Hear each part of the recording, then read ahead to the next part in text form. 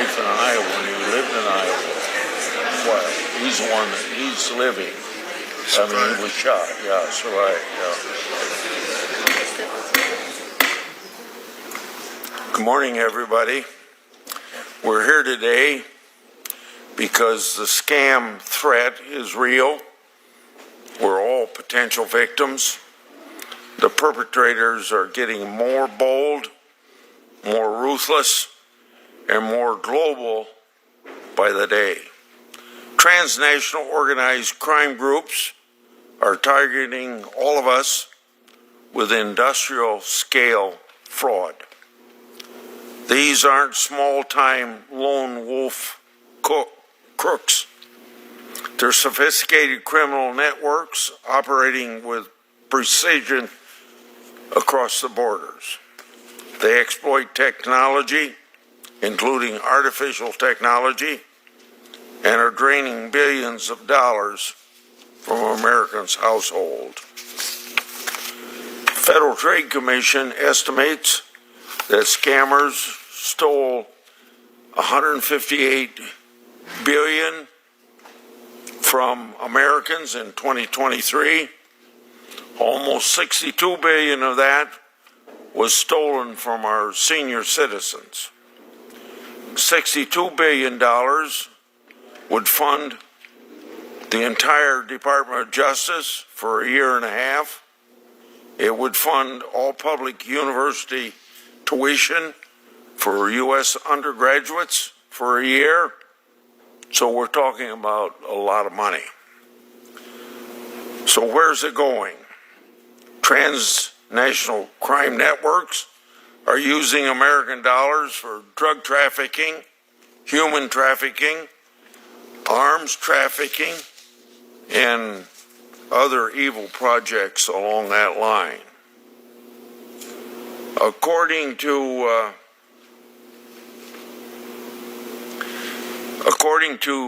2023 Gallup poll, scams are Americans' second highest crime concern, just after fear of identity theft. Nearly half of Americans say that they've encountered a cyber attack or a digital scam attempt. 8% of the U.S. adults, that's 21 million Americans, were scammed in the past year. That means more than 57,000 Americans are being scammed each day. Scammers are extremely convincing, and their tactics are very effective. Calls from foreign countries appear on cell phones at the local bank branch number, the local police department, or another trusted entity. Artificial intelligence needs just 17 words of a person's real voice to create an entire script that sounds like that individual. So it's believable then when a caller that sounds just like your child or grandchild claims to need a few $1,000s after an at-fault car accident or for some other reason. There's a scam out there designed to entrap each of us. Americans are pressured, coerced, coaxed, encouraged, or even romanced into emptying their savings, draining their retirement, and wiring funds to accounts controlled by criminal organizations in other countries. Crime groups in Nigeria are known for internet scams, and crime groups in India are known for tech support scams. Chinese gangs run scam centers in Southeast Asia where trafficked individuals are often forced to carry out scam efforts. Those scams affect all Americans We focus this hearing on older Americans for a few reasons.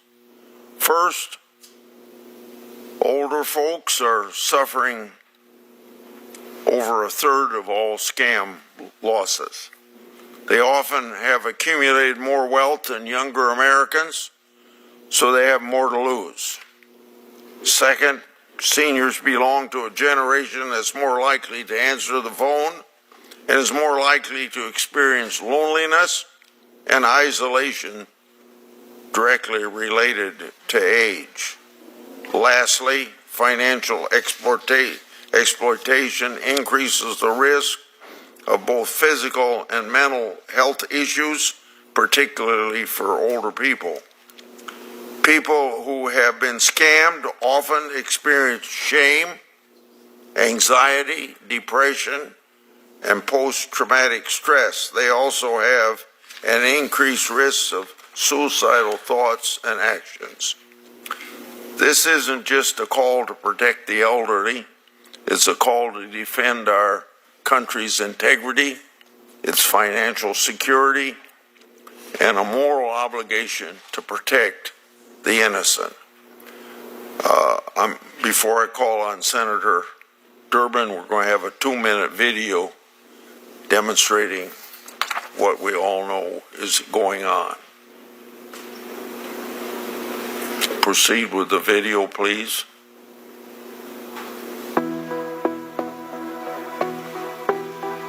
Mom, it's me. I'm in trouble. It's your loved one's voice. They're in trouble. You'd do anything to help them. They say they won't let me go unless you pay them. But it's not actually them. New software can recreate the voices of loved ones in distress, and scammers use that to ask for large sums of money. The Federal Trade Commission says it's making AI robocalls a top priority and educating people on the issue. Romance scams are skyrocketing. Complaints grew 25% from 2019 to 2021, according to the FBI. My name is Eileen Charlotte. I am a fraud victim, and my story was featured in a Netflix documentary called The Tinder Swindler. Romance scams are big business for criminals. They prey on your heartstrings. Being a fraud victim is reality for millions of people worldwide, because 45% of all crimes is fraud. We are blamed, shamed, and named. But by blaming the victims, we always let the criminals win. So I'm asking you to take action now. Senator Durbin. Thanks, Mr. Chairman. I want to apologize initially for being late for the hearing. We had a briefing, bipartisan briefing this morning that Senators Thune and Schumer sponsored to discuss the horrific assassination of elected officials in Minnesota over the weekend, and also the experience of a member of this subcommittee, Senator Padilla, in Los Angeles last Friday. It was a sobering presentation on the question of the assassination and the vulnerability of many people in public life today. I would say that it calls for action, and this committee is going to be at the heart of it. We are responsible for oversight for the Department of Justice, the Department of Homeland Security, and I believe that we will be called on to consider legislation on the subject in a very timely fashion. So that is the reason I was late. It certainly is no disrespect for the important topic we are discussing. The amount of fraud perpetrated against older Americans is overwhelming.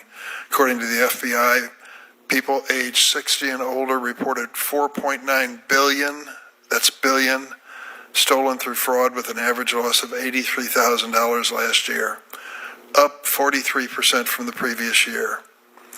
Elder fraud is a growing threat, and it frequently goes unreported, as the chairman said, because of the victim's fear, embarrassment, or lack of resources. New technologies like cryptocurrency ATMs pose a heightened risk for older Americans. We're considering a cryptocurrency regulation bill on the floor today. We may even vote on it today. Many of us had amendments that we wanted to offer. Unfortunately, no amendments will be allowed by any member of the Senate. No amendments. My amendments was to regulate the safety of crypto ATMs. What are crypto ATMs? They're machines you may find in a grocery store or a shop where you do business. And it looks like you can buy a Bitcoin and that's all there is to it. There's much more to the story. Crypto ATMs look like a regular ATM. You find them in gas stations, grocery stores. The big difference is that instead of depositing money with your bank, a crypto ATM allows customers to purchase cryptocurrency, something called a Bitcoin. These crypto ATMs have become a favorite tool of scammers because once a victim purchases crypto and transfers it to a criminal's digital wallet, it is virtually impossible to trace or recover. These scammers might be using new technology, but they're following a very old playbook. They call their victim and pretend to be from the victim's bank, or they impersonate a government official. They may announce to the victim that they missed jury duty, and because of it, they have to pay a fine. And to avoid a trial and a fine, they go to a Bitcoin machine and deposit thousands of dollars. Sounds impossible? Happens all the time. They may say the victim owes money for skipping jury duty or needs to bail a loved one out of jail. It happened to my wife. She got a call from our grandson, and she was supposed to send money quickly because he'd been in an auto accident. She called me and said, "What do you think I should do?" And I said, "Let me ask our grandson who's standing next to me whether he was in an auto accident." And the answer obviously was no. It was a scam.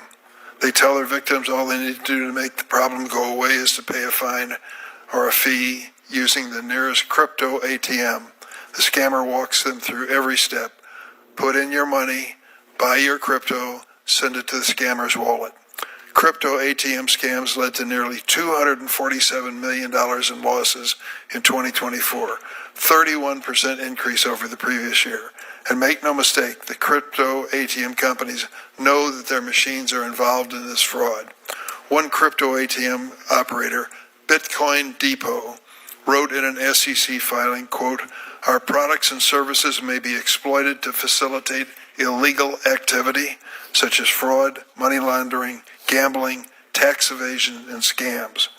That is a stunning admission in their own corporate product. But it gets worse. I don't want this to be personal, but I want the chairman to know it.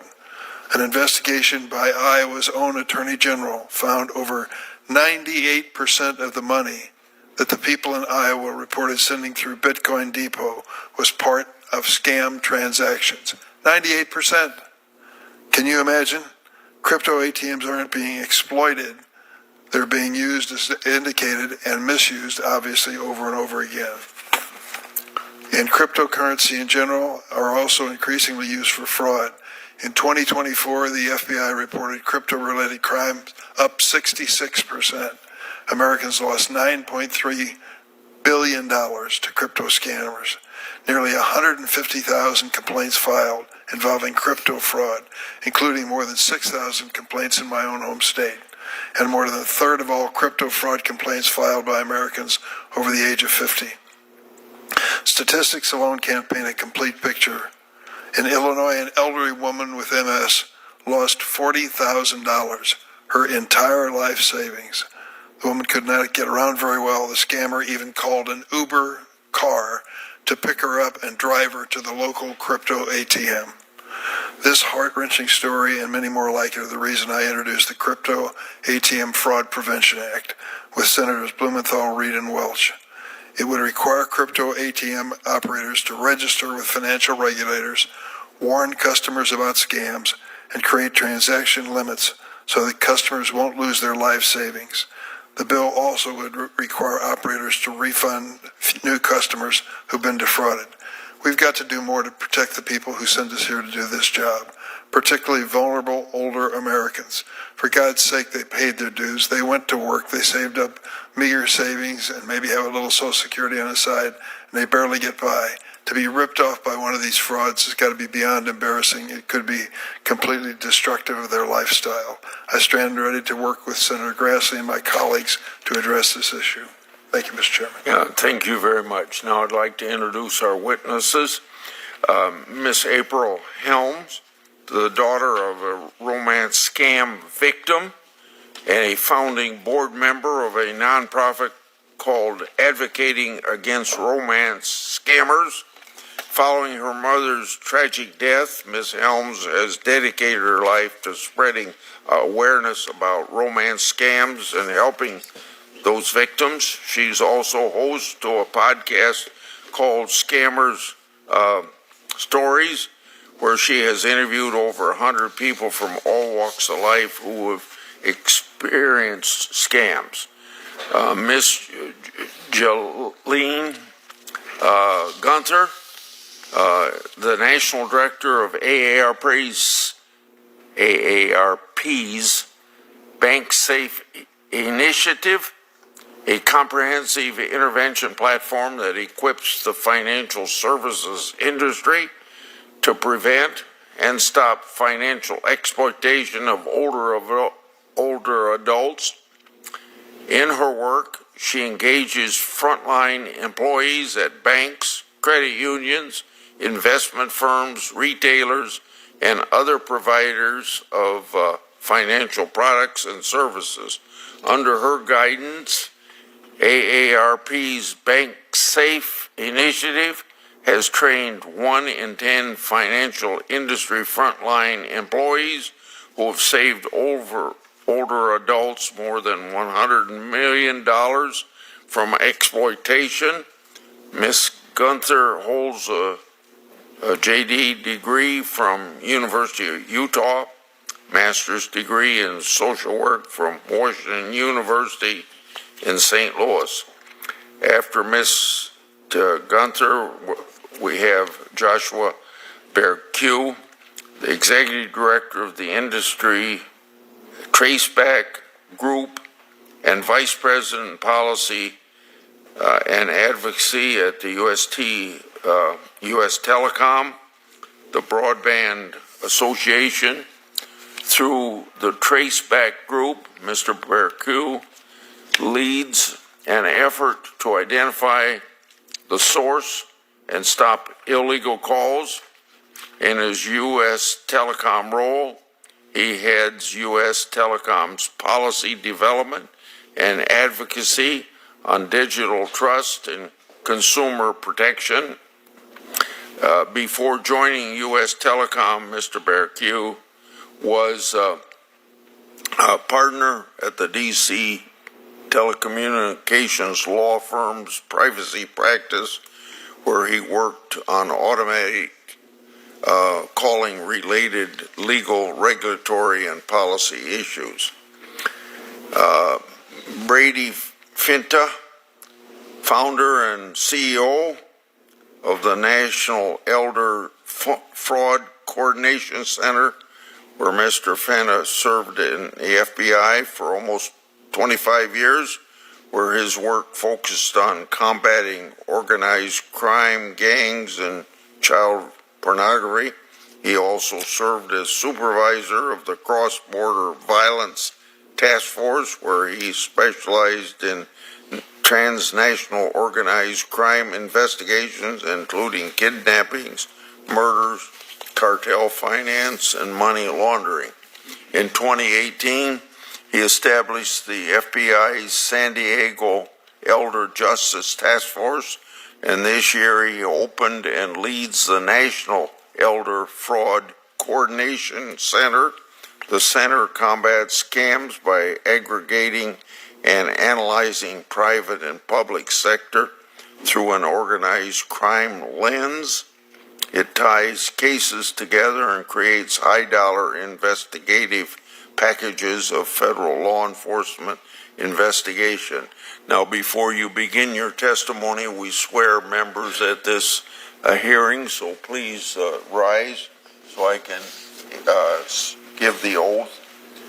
Do you swear or affirm that the testimony you're about to give before this committee will be the truth, the whole truth, and nothing but the truth, so help you God? They've all answered positively. Ms. Helms, start out. Thank you, Senator Grassley and Senator Durbin, for the opportunity to speak with you today. My name is April Helm. I'm here because my mother, Sherry Tyson, lost $350,000 to a romance scam before her passing in 2020 while undergoing treatment for late-stage ovarian cancer. It's been a long, frustrating, and heartbreaking journey that has brought me to this moment. And before I share the details, I want to express just how surreal it is that I'm sitting here with you today. In 2018, while undergoing cancer treatment, she became even more isolated, more susceptible. One day, while I was headed to a football game in my hometown, I received a text from her. It said, "I gave all my money away. I have nothing. Come get me." I was in shock. She promised, but she had lost her apartment, her car, everything. I told her she could move in with me, but on one condition, and that was she couldn't talk to the scammer in my house. She refused. She couldn't let go of the fantasy they'd sold her. Instead, she moved in with her sister in Mobile, Alabama. And when that didn't work out, she asked me to come get her so she could start fresh in Dallas with my brother. We made a plan to move her that day. The scammers had another plan. One of their tactics is to keep victims awake all night, exhausted and disoriented.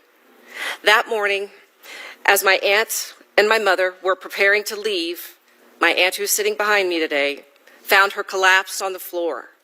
She never made it to Dallas.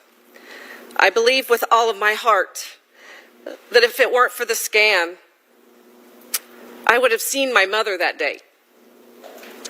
In the early days, there was almost no information online about these scams. As someone with a background in radio news, I launched a podcast to investigate, to talk with other victims, law enforcement, and experts. I've interviewed people of all ages and professions who were deceived, smart people. A former CIA agent. She lost $1 million. A son of a marriage counselor who lost money. A woman who is married to a retired colonel. This crime isn't just happening to the elderly. It's happening to people my age and younger. A woman my age in Oklahoma recently made national news because her scam turned her into a money mule, like many do, and she's now facing up to 62 years in prison. I've interviewed the scammers themselves, too. One told me they like to target Americans because we have money and because of what we did with slavery. Many victims go to local authorities only to be told there's no crime because they gave their money away. Victims feel abandoned, penniless, ashamed, and taxed heavily for withdrawing their retirement savings. Some even take their own lives under the weight of the despair. Today, I serve on the board of Advocating Against Romance Scammers, a national nonprofit focused on prevention, education, and advocacy. My mother deserved better. Every victim does. We urgently need Congress to act to ensure no more families are shattered by this cruel and complex crime. Thank you for your time, and thank you for listening to my mother's story. Good morning. My name is Jelaine Gunther, and I am the National Director of AARP's Bank Safe Initiative. I'm honored to speak with you today on behalf of more than 100 million Americans aged 50 and older. I've spent my career working to prevent fraud, starting in a prosecutor's office, then at the state level in Utah, and now nationally at AARP. Congress's work addressing fraud has really opened up opportunities for prevention, from providing immunity for reporting fraud when financial institutions train their staff, to encouraging the sharing of industry promising practices. And we're seeing the results. AARP's Bank Safe program builds on the goals of those laws. We partner with 1,500 financial institutions to stop exploitation before the money leaves the account. The free training we created with the industry, paired with policy adoption, has helped prevent more than $450 million from ever being stolen from consumers. But this fight is personal. It's in my DNA. My grandfather was a banker and a victim. In his 90s, someone was taking cash from his wallet. My uncle, also a banker, noticed the red flags. And in a move only a banker would think of, he planted a dye pack in my grandfather's wallet. Our family literally caught the thief red-handed. Most families aren't that lucky. They don't have bankers, and they don't have die packs. So that's why I built a program at the very bank where my grandfather worked, so other families wouldn't have to rely on luck to protect the people they love. Because fraud isn't an accident. It's a crime, and it's happening at a devastating scale. The FTC reports older adults lose between $7 billion and $62 billion a year. In a blink of an eye, someone can lose their entire retirement savings. The financial industry can be the last line of defense, but only if we give them the authority to act. Let me tell you a story about Brittany. She's a young college student working as a bank teller. After taking AARP's training, she noticed a man acting strangely. He wanted to withdraw all of his money from his account, and he kept on going outside to take calls. She slowed things down, asked the right questions, and she said to me, I wouldn't have caught it without the bank safe training. Her actions protected this man's life savings of $50,000. And this isn't rare.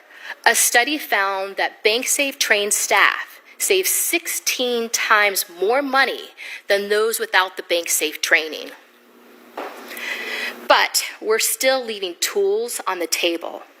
Today, most financial institutions can't delay a suspicious transaction unless their state specifically allows it.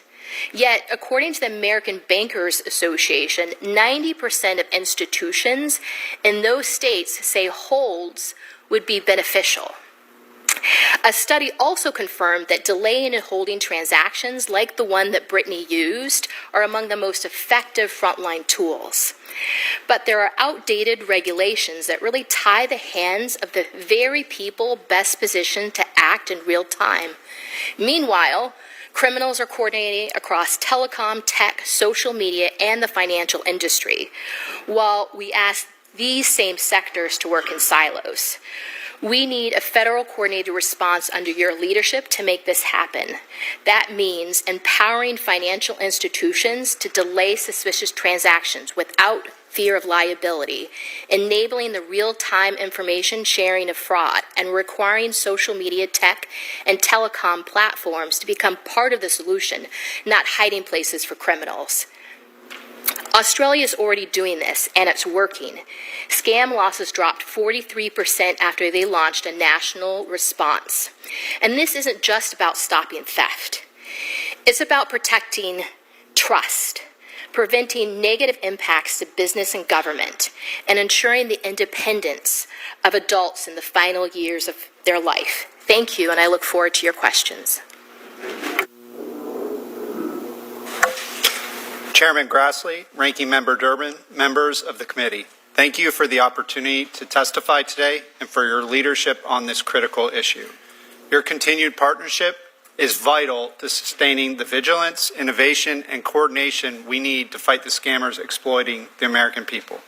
I'm Josh Berkey, Executive Director of the Industry Traceback Group, or ITG, the FCC designated entity to trace back unlawful robocalls, and Senior Vice President at U.S. Telecom. I've also served on the Aspen Institute's Task Force for Fraud and Scam Prevention and the FTC's Scams Against Older Adults Advisory Group. The communications industry has been making meaningful progress confronting scam robocalls. We've deployed tools like call blocking and labeling, stir-shaken call authentication, and traceback. We are leveraging these tools in the fight against ever more personalized fraud schemes. Traceback helps us identify the actors behind fraud calls and has supported dozens of civil and criminal enforcement actions at every level of government. We know the combination of identifying bad actors responsible, including through traceback, and then holding them accountable works. A couple stats here. Raids of Indian call centers in 2016 led to an overnight 85% drop in IRS scam robocalls. And a similar Canada-India crackdown in 2018 led to a 77% decline in similar calls to Canadians. Today, thanks to coordinated action by industry and government, many of the most disruptive, high-volume scam calls no longer reach vulnerable Americans at the same scale. Indeed, scam robocalls are down over 50% from their 2021 peak. But today's fraudsters aren't blasting millions of robocalls impersonating the IRS or Social Security Administration. They're targeting individuals with live calls and finely tuned deception. They spoof bank numbers and pose as fraud teams. They impersonate loved ones and local officials to steal from their victims. And as we've already heard today, in the case of older adults, they can rip away what their victims spent a whole life building. We are not powerless against these devastating scams. It used to take law enforcement months to determine who made an illegal call, and now through ITG tracebacks, we often find those criminals within hours or days. That speed and scalability allow us to keep pace with today's fast-moving fraud. In recent years, we have proactively expanded our work beyond telecom. Our collaborative cross-sector partnerships have broadened traceback's reach and relevance as a tool for disruption, and they could be a difference maker in building actionable criminal cases. While we can't undo what's been done, we can go after the bad guys and prevent further harm. The threat of foreign actors exploiting U.S. networks is not new, but their tactics are evolving. Increasingly, we trace calls to foreign actors posing as U.S.-based entities, forming shell LLCs, and in some cases, impersonating real companies, all tactics designed to evade scrutiny. Criminal enforcement remains essential to deter these groups that are orchestrating these scams. Some tactics, like SimBox is used to route calls from abroad, require actors to be present in the U.S., creating a rare opportunity for enforcement. Turning that vulnerability into a point of disruption and deterrence should be a clear priority. We're responding aggressively, but we cannot make arrests or prosecute the criminals even when we identify them. That's where we need government support. There are three things Congress can do that would make a meaningful difference. First, establish a national anti-scam strategy with a designated federal lead or task force. We need a coordinated federal response, and we need to treat scams as what they are, crimes. Our strategy must prioritize cross-border criminal enforcement. Second, provide a safe harbor for improved fraud prevention and detection. Emerging partnerships across industry sectors are showing real promise in identifying and disrupting scams.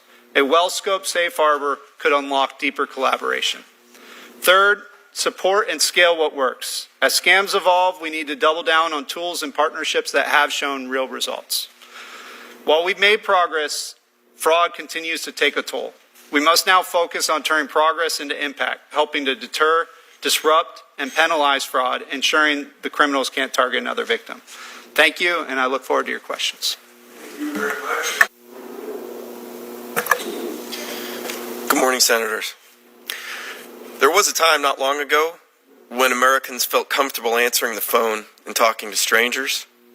We weren't suspicious of every number we didn't already know, and skeptical that every text or email might be an elaborate scheme to steal from us. Fraud has become ubiquitous in our country. For hundreds of thousands of older Americans every year, it has a life-altering effect, causing them to lose their life savings, damage their mental and physical health, withdraw from society, and even to commit suicide. As the chairman said, the FTC estimated losses just to our elders at over $62 billion a year. Some of these losses include both of my parents. Where does it go? Transnational organized crime groups overseas, some in countries who are our nation's adversaries. This is a national security threat we as a country are not effectively mitigating. It's most clearly manifest in the annual statistics from both the FBI and FTC that show dramatic increases year after year, particularly among our elders. I'm unaware of any other crime which victimizes a particular demographic of Americans at these levels. I think it's time to admit that what we're doing is not enough to stop or even slow the progression of this crime. We have to do something more dramatic.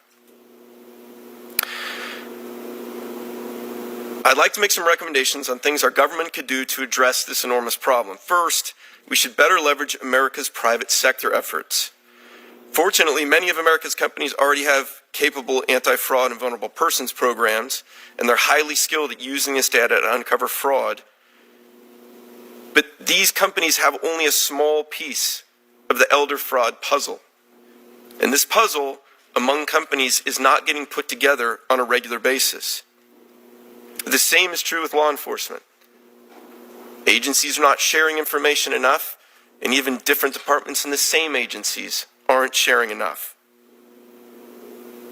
Next, we should build a network of elder justice task forces across America, EJTFs. As a nation, we've created task forces to combat internet crimes against children, terrorists, drug trafficking, and gangs, but not to counter those criminal organizations victimizing our parents and grandparents at an epidemic level. The power to change this dynamic is within our grasp by creating these task forces and teaming them up with the public sector. Historically, state and local law enforcement have had little or no role in investigating transnational organized elder fraud cases.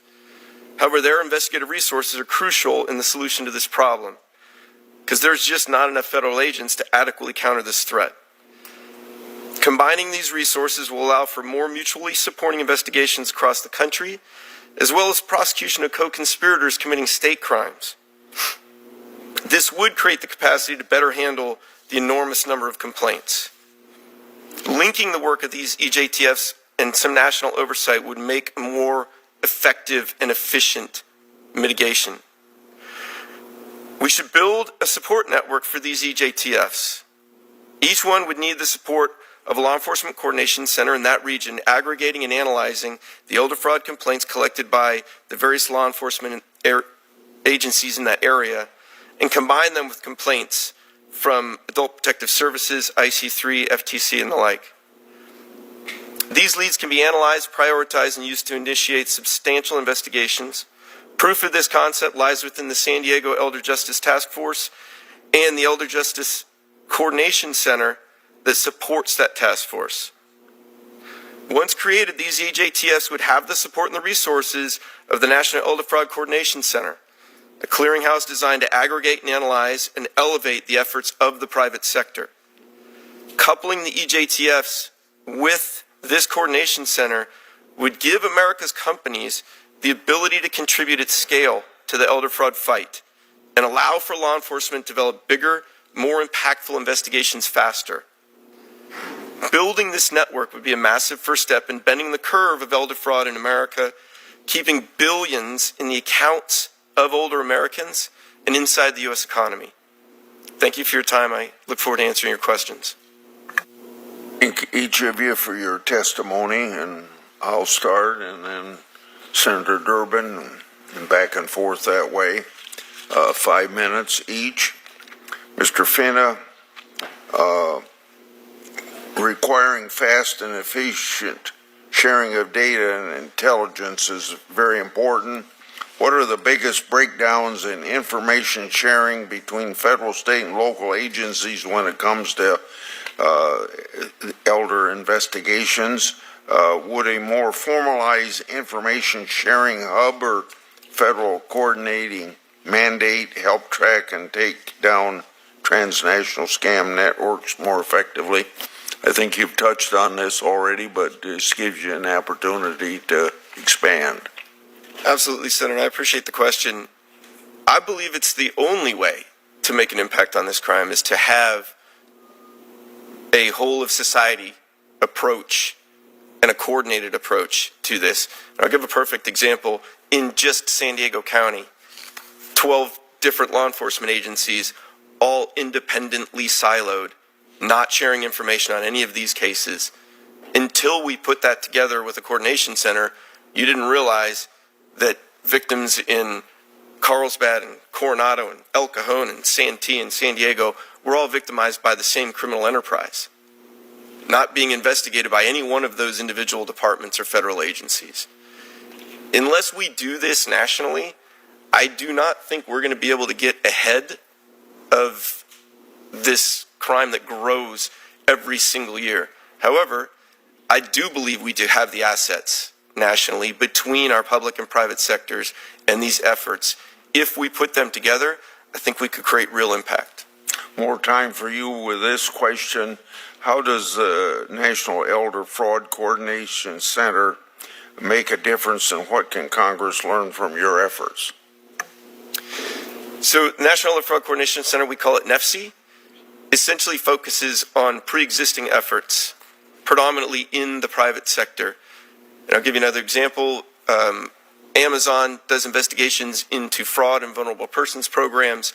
They come up with a certain number of selectors related to the bad guys in their investigations. We take those selectors and we share them with telecoms, banks, other nonprofits, other different financial institutions, tech companies, and we aggregate the information that they've collected on those same selectors in order to present to law enforcement.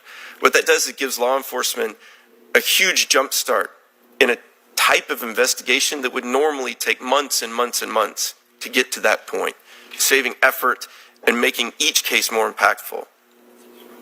Mr. Bearcue, a recent survey sponsored by Google said 53% of Americans report receiving at least one scam call per day. What should we be doing as a nation to regain trust in our telecommunications system and to protect citizens from the growing rates of scam calls? Thank you, Senator, and thank you, Mr. Chairman. And I think our industry shares that concern. We all want the same thing. Calls people want getting through, calls people don't want getting through, and that's what the industry has really been focused on. I think the way to really focus on that is we really do have to go after the bad guys. We've built a lot of protections in the network. There's been a lot of enforcement against enablers of that, and what we see is that the criminals behind this just keep adapting and finding new pathways. So I think that's really got to be part of the answer, going after the bad guys. Ms. Gunther, 13 different agencies currently play some role in collecting data about and fighting scams. There's criticism that they operate in silos, and there's a lot of talk lately about the need to centralize data collection about scams. How might it bolster our law enforcement efforts if financial institutions were able to report fraud to a central repository accessible by law enforcement authorities and financial institutions? Thank you for the question, Senator. It's a great point. Right now, we're very siloed. The IC3 with the FBI is collecting data, the FTC is collecting data, and then the Department of Treasury is. And those really need to be aggregated together so that people can report into that and we can understand more and more about what's happening in this area. So that we can have better statistics and know what these criminal networks are doing. And I think one of the biggest barriers to that is really the privacy concerns that they have with financial institutions not being able to share information because of consumer privacy regulations. Senator Durbin. Thanks, Mr. Chairman. I listened to your testimony, and I'm glad to hear all of it, and I think we're all on the same page. The one thing that I'm surprised is if there was any reference to crypto ATMs, I didn't hear it. I think that's the new device that's being used with great success by the scam artist. And I would just refer again to my neighboring state of Iowa, represented by the chairman. Their attorney general is on this case, looking at crypto ATM. An investigation by the Iowa Attorney General's office found over 98% of the money Iowans reported sending to Bitcoin Depot were part of a scam transaction. 98%. It gets worse. CoinFlip, another one of these operations, 95% for fraudulent transactions. These aren't real. I had a vaping shop in my hometown of Springfield, Illinois. I asked them to finally remove the crypto ATM machine because the owner was so embarrassed by the older people who came in there crying, tearing up, screaming, putting money into a machine, believing that they were saving themselves from a criminal prosecution. I mean, it's an outrage. So, Ms. Gunther, you know what I did with my bill because I worked with AARP to do it. Do you support it?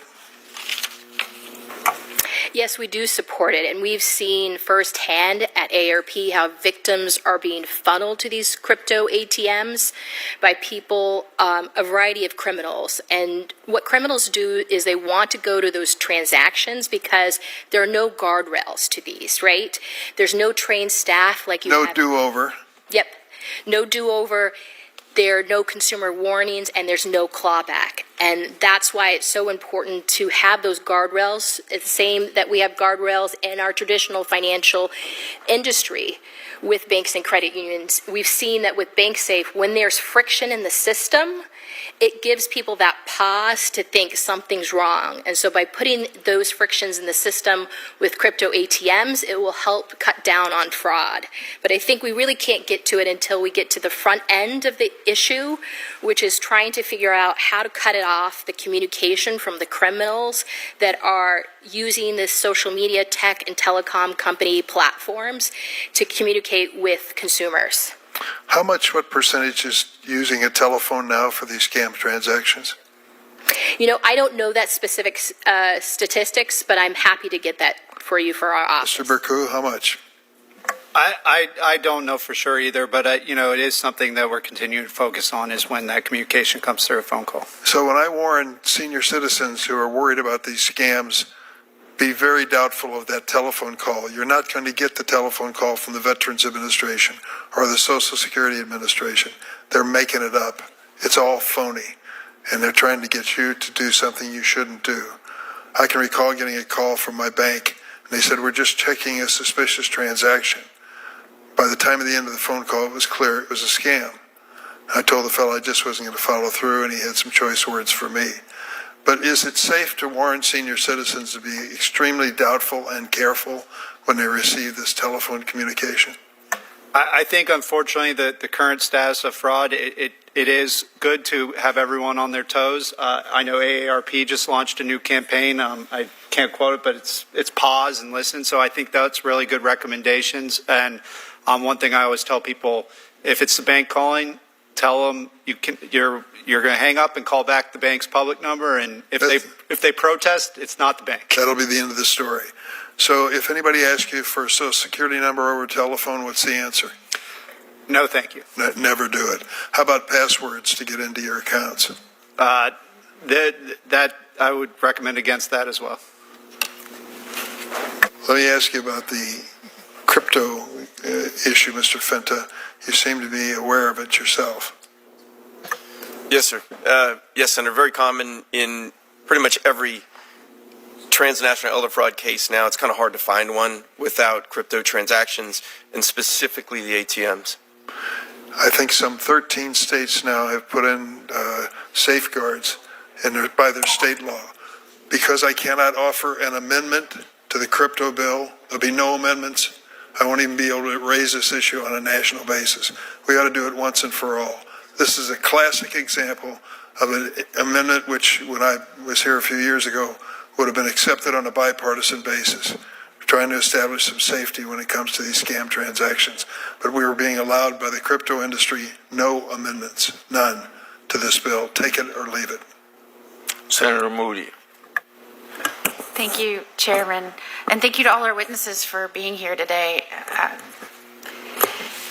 I am one of the newest members of the Senate. As you can see, I am sitting at the kids' table down here, the most junior member of this committee, but the most excited because I was a former federal prosecutor, a judge, the Attorney General of the great state of Florida, and now I get the opportunity to take all of that I've learned and experienced, especially as it relates to seniors and some of the issues we're talking about, and delve in on a nationwide basis.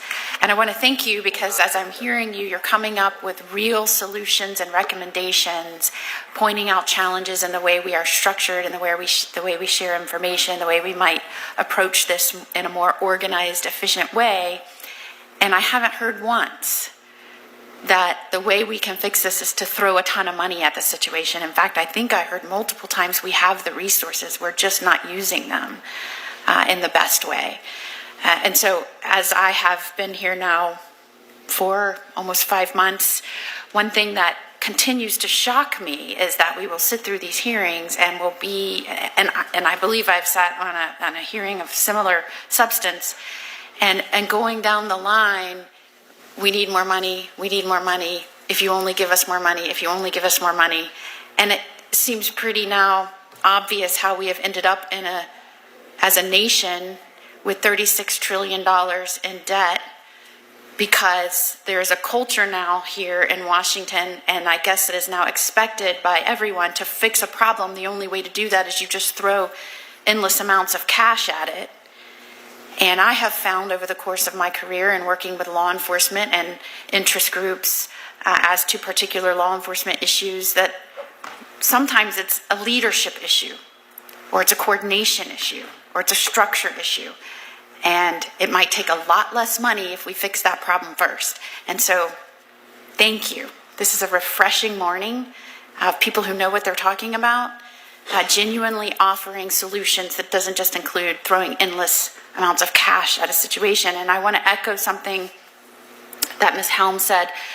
This problem spans all walks of life. Smart people are falling for these issues. And I think the specific reason seniors are targeted is because they have life savings.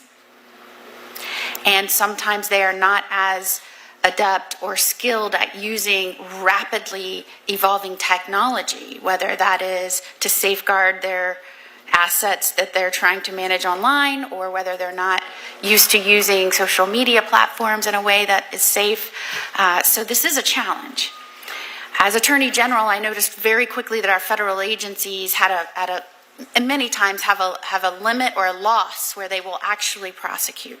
And sometimes that could be $5 million. And while the average person might lose what seems to be a little bit amount to a federal agency, when accumulated amongst all the victims, it could in fact exceed that, but we're not sharing information and we don't know what that true loss is. So in Florida, as Attorney General, we set out to create the first of its kind in the nation at a statewide level, working with our individual counties of law enforcement and even then our cities, to make sure they knew that there was a state level resource to share this information, these victims, so we could accumulate that data and go after. And we saw some success right away. You have the skilled people at the statewide level that were able to help their local jurisdictions and law enforcement. And if it met a certain threshold, then start working with the federal government when they would take that. And I'll start with you, Mr. Raku. I think you alluded to this. Do you believe that having a federal approach, or one person in charge of working with states at a statewide level to start developing the expertise and law enforcement acumen as it relates to cybercrime and cyber fraud and seniors is absolutely needed right now, because we're seeing more and more of these cases take place and could in fact exceed what would be a federal cutoff? Yeah, I think absolutely. I think it's ripe for federal leadership, for federal coordination with the states and across the federal government too, because even with the federal, the FTC, FBI, FCC, DOJ, they all have a role. And so just that we need a central coordinator that raises this issue to the level of prioritization it deserves. And I'll turn to you, Mr. Fenta. You kept referencing the problem here are these silos. There's no information gathering. There's no organizational structure to have the folks that are dealing with it at a federal level interfacing with statewide, because most states don't have targeted teams like this. What would be your recommendation if one were to approach doing that at a federal level? Where would you even start? I would basically start with what we already have. We've figured this problem out to some degree with respect to intercrimes against children. Right? We put ITAC task forces in every major city in the United States, predominantly staffed by state and local officers, with a vertical prosecution model, DA's office, U.S. Attorney's office working together. These ITACs are able to actually infuse the hundreds of thousands of leads they get every year. We could duplicate that with EJTFs and actually start to get our hands wrapped around this problem. And the thing that we don't understand, or that we're not seeing, is because there's so few cases right now, the amalgamation of the intelligence of those few cases will get dramatically heightened when you have more of those cases. So if we just mimicked that model and built these EJTFs, it would start to change things. Thank you, Mr. Chair. Senator Klobuchar. Thank you very much, Mr. Chair. And I want to thank my colleagues for the kind words about the murders that happened in Minnesota and the work that needs to be done going forward. The people we lost were tremendous people. And so I'll start with a question actually out of the U.S. Attorney's Office in Minnesota, because they presented the evidence yesterday to the nation. In 2023, and they're fine people that work there, they successfully prosecuted 3 people who defrauded over 150,000 elderly victims across the country, stole nearly $300 million from them by convincing seniors to pay to enroll in fraudulent magazine subscriptions. It was one of the largest elder fraud schemes in our nation. Like Senator Moody, in my former life as a prosecutor, I actually started an elder white-collar crime division in our county attorney's office and know how bad this can be. Mr. Finta, what barriers do these government and law enforcement agencies face in seeking information necessary to fight scams, securing information? Well, unfortunately, I think there's a pervasive thought process, particularly among our local law enforcement agencies. Hey, there's nothing we can do. Bad guys are overseas, money's in crypto, it's already gone. There is always something we can do, especially if we just start documenting these cases and working together. There's plenty of people in the United States who are co-conspirators in these criminal enterprises that are necessary for them to operate effectively. Those turn into great leads as soon as they get arrested. Right. Thank you. Ms. Gunther, in 2022, Senator Collins and I actually passed a bill, Senior Fraud Prevention Act, to create an office in the FTC focused on fighting scams that target seniors, education, which some of you have referred to. Quickly, do you agree that investing resources targeted at stopping elder fraud scams is an effective strategy in trying to educate seniors? I definitely think that educating seniors is part of the tools that we need to have. We know that it's effective when we're actually educating people, and there's different ways to educate people with behavioral tools so they're actually making changes and can recognize and spot those specific red flags of a scam. So we do think that, but there are other tools. We need to give tools to the financial industry to actually stop suspicious transactions, because education is not a one size fits all. We need to have a coordinated federal response. We need financial institutions to be able to stop and pause on the suspicious. And then one of the things I'm concerned about is just slashing the FTC's Bureau of Consumer Protection budget by 13%, or effectively dismantling the CFPP, the Consumer Financial Protection Bureau. To me, that seems like a bigger problem, which is what's in the budget right now that we just received from the administration. Could you comment on that? Yeah, I can't comment on that, but I can put you in contact with someone from our office. Okay, very good. But I just think we should realize what's going on. I want to turn quickly to AI. I actually have had in my someone I know well whose son serves in the Marines. He got a call when his son was deployed. That was his son's voice. It had been scraped off the internet. This isn't a senior scam, but we're seeing so much of this with seniors. And saying, I'm in trouble, I need money, basically. And he figured out something was wrong when he started asking questions and hung up. But I think the grandma might not have done that, or the grandpa. Ms. Helm, you testified about some of the ways scammers have ruined lives. What should people know about the dangers of AI-generated scams? Yes, when my mother went through her scam, this was right before AI exploded. So they used very archaic tools of video of a man in a dark room, and they would voice over the actor in the video. And they were actually pretty convincing, enough to convince my mom to give $350,000 away. But with artificial intelligence, this is going to explode. They are so convincing, and they've got money to back people up to make these scams even more convincing. They'll send you a $100,000 check, and it'll cash. Makes you think we should be doing some rules of the road on AI, which we've had a bipartisan effort going on. And one of my biggest fears of this is just the scams that are going to affect individual people. Senator Blackburn and Senator Coons and Tillis and I have worked on deepfakes, but we have to make sure this incorporates some of these scams going forward. What we do, Ms. Gunther, do you want to add anything? on AI? Yeah, so with artificial intelligence, it is very scary. We're seeing them adopted. We're getting calls, hearing from our members where they're cloning voices. It's very difficult to use AI to detect that. And so that's why it's really important to have other tools as well. Not only do banks need to adopt artificial intelligence, but they need to do it at a faster pace. But they also have to use other tools in the bucket as multi-factor authentication as well. Thank you. Senator Blackburn. Thank you, Mr. Chairman, and to each of you, thank you for being here.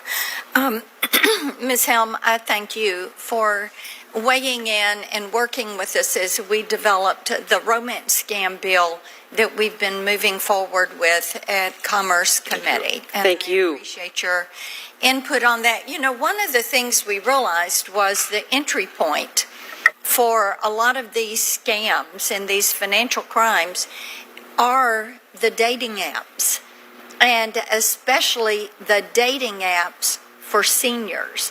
And so when you talk about an entry point, that seems to have been it. But what we have learned, and Mr. Chairman alluded to this in his opening, these are really transnational organizations. And, pardon me, this is a big business. And I know U.S. consumers lost, the estimate is $1.3 billion last year in these scams. But that is what is reported. And we know many of these don't get reported because of embarrassment, or they figured it out, but they've already lost several $1,000s in the process. And as we were working on our legislation, what we found is that some of these sophisticated transnational criminal organizations will actually promise people that they will get them to another country, many times the U.S., for high-paying jobs. But what actually happens is it's a form of human trafficking tied to it. They're brought here, and then they're placed in what are called fraud dens. And in these fraud dens, they work the internet, they work the phones, and they create these relationships, and then they are scamming people out of hundreds of millions of dollars every year, and telling these individuals that they were going to bring to the U.S. and people that they're trafficking that they have to work out their debt. So that's how they keep them in these dens. But Mr. Fenta, I want you to speak for a minute about these transnational organizations and what we know about them and their underpinning as it relates to these crimes. Thank you, Senator. These TOC, transnational organized crime groups, they're not really any different than the Mexican cartels, the TOC East groups doing cyber crimes. They're configured relatively similarly, particularly in the way they launder the money. So one thing that we noticed doing elder fraud investigations is that a lot of the money that we were tracing through these accounts was also in the same accounts with proceeds from narcotic sales, human trafficking, all kinds of other crimes. So it's not necessarily about the crime as much as the criminal groups.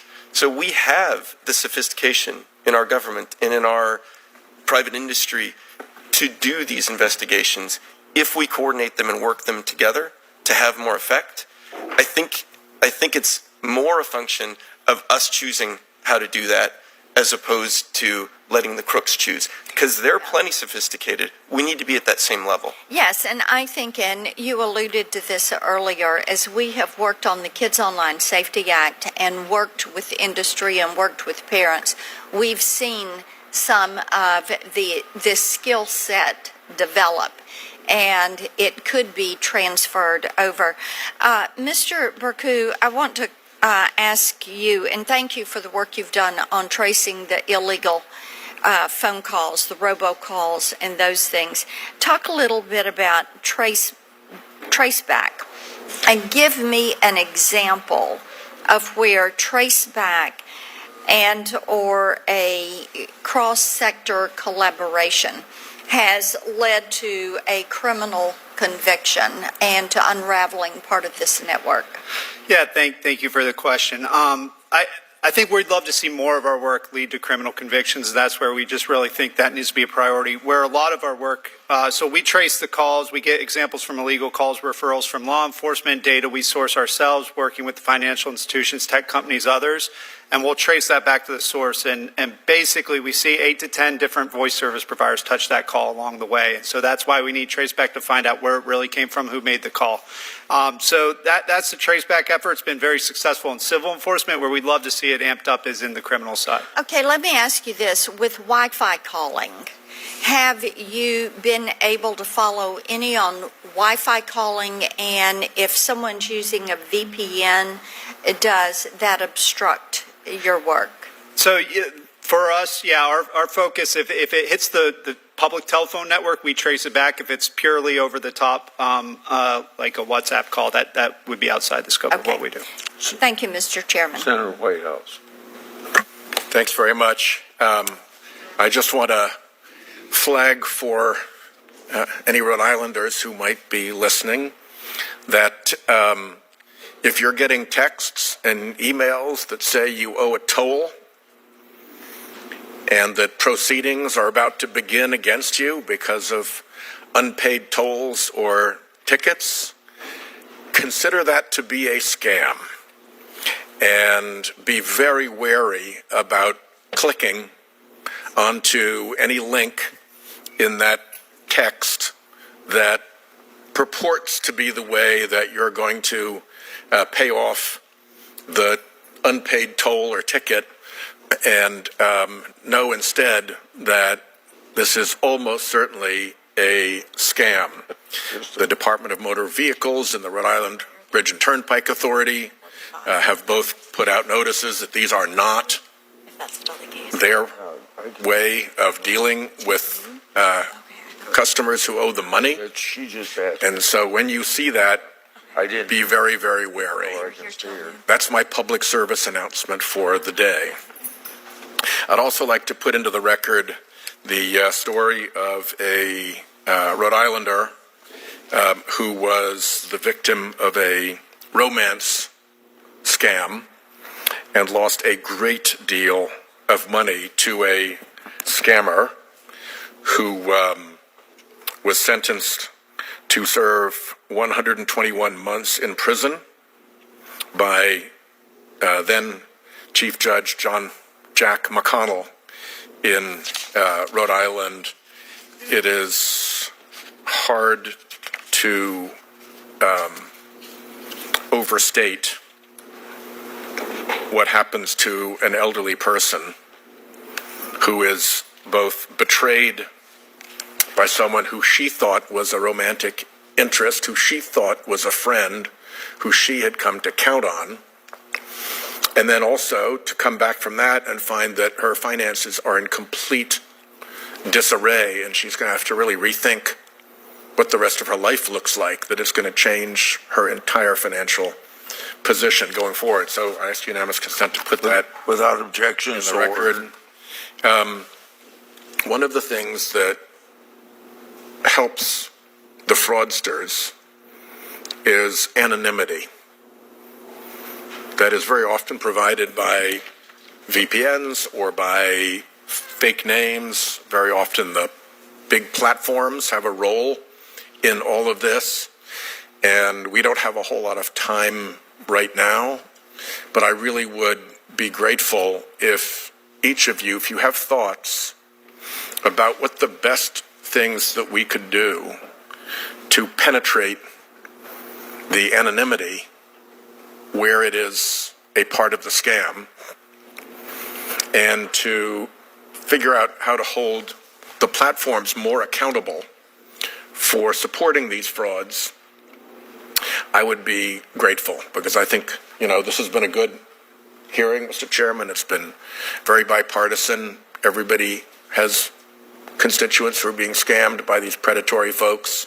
Some of them are from overseas. When I was U.S. Attorney, we had what they called 419, I think they called them scams, where like a Nigerian minister suddenly discovered that he had $4 million squirreled away and just needed to get your account information so he could store it in your account, and you'd get $2 million of the $4 million and he'd get the $2 million. It was going to be a great deal. All you had to do was give him all your bank information. Yeah, how did that work out?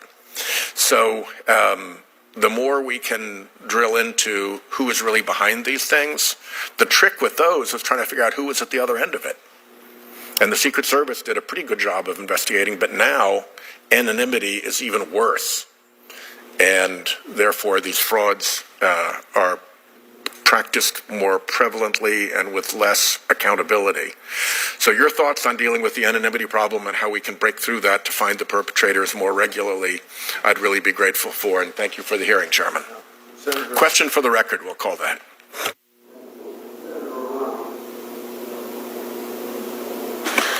Thank you, Mr. Chairman, and I thank all of our witnesses. Clearly, scamming elders has been going on for way, way too long. And I think they are a particularly vulnerable group of people because perhaps part of it is that, one, they may have resources, but two, they may be trusting. They may be trusting. I remember telling my mom, who lived with us, that if anyone ever calls, to not respond to them, and she said, "But that's very rude." I said, because I told her, "Why don't you have to just hang up?" She said, "That's very rude." I said, "Well, then just say no, thank you, and hang up." But I think that the fact that they're very vulnerable is. One wonders what more we can do. I think there's more, of course. So I think there's bipartisan support for the idea that we should work together to combat this type of targeted fraud. But it's pretty much all kinds of fraud that has to do with financial fraud. And the thing is that it bothers me that in February the CFPB was effectively shut down. And as we know, CFPB educated Americans about scams and responded to complaints, and it returned over $21 billion from basically financial scams. So this is not a time to be shutting down a very effective agency, and that's probably maybe one of the reasons that it's being shut down. And then in April, the DOJ announced that it was disbanding its National Cryptocurrency Enforcement Team and would no longer target crypto mixing services that criminals used to launder the proceeds of their scams. And I led a letter to the DOJ asking for a briefing on this topic, but have received no answer. And we know that there are these crypto ATMs that are very busy scamming money from unsuspecting people. So there's a lot going on, and hearing from all of you, I was particularly interested in Ms. Gunther saying that, and you represent AARP. Now, that is one group that spends a lot of time informing your members about these kinds of scams. But you mentioned that there is more that the financial industry can do to alert people. Could be alerting their relatives that their parents are being scammed, or whatever. And you said that Australia had done something, had enacted legislation to enable financial institutions to put holds on what could be raise red flags. Can you tell us more about what Australia has done? Yeah, absolutely. Australia is a great, promising practice. It's been in the last year or two that they've put this together. They've done kind of what we've all been talking about here today, which is a coordinated national response. But it's also bringing all of the players in the ecosystem, every point of the scam, of the journey of the scam for a consumer, whether that's telecom, social media, the financial industry, tech companies, all together to make them responsible, because I think we're looking just at the end point, which is the financial industry. And to your first part of your question, is that the financial industry, they're their arms are tied because they're not able to, when the teller sees, hey, this is suspicious, there's a red flag here, they're not able, and that person still wants their money because of old regulations, they have to process that in about half of those states. Half the states don't have the ability to hold. So do the other witnesses agree that this is something we can look at following what Australia is doing to bring a lot of people together? In fact, Mr. Burke, I think you said that there should be a nationally coordinated response to these kinds of scams. So would you agree that would all of you agree that, you know, we need to focus on what's happening to our elders and put together a national response? Would you all agree that that would be a good thing? And it would probably require legislation. I mean, I can say I agree. I think there's a lot of work the industry is doing. There's little segments of work that's across it, but I think we need a government-led national strategy that's in coordination with the private sector. Absolutely. I couldn't agree more. Okay. I did have one last question for Ms. Helm. It sounds as though your mother, not only was she scammed by this romance scam, but even when she knew that this was a scam, she still continued to want to participate. So there's a whole psychological aspect to this kind of scam that we need to also address. That's the biggest riddle of this whole thing. I could not get my mother to stop.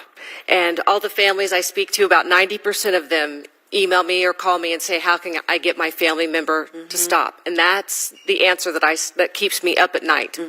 I don't have an answer. I know we do need more therapists who are aware of the problem.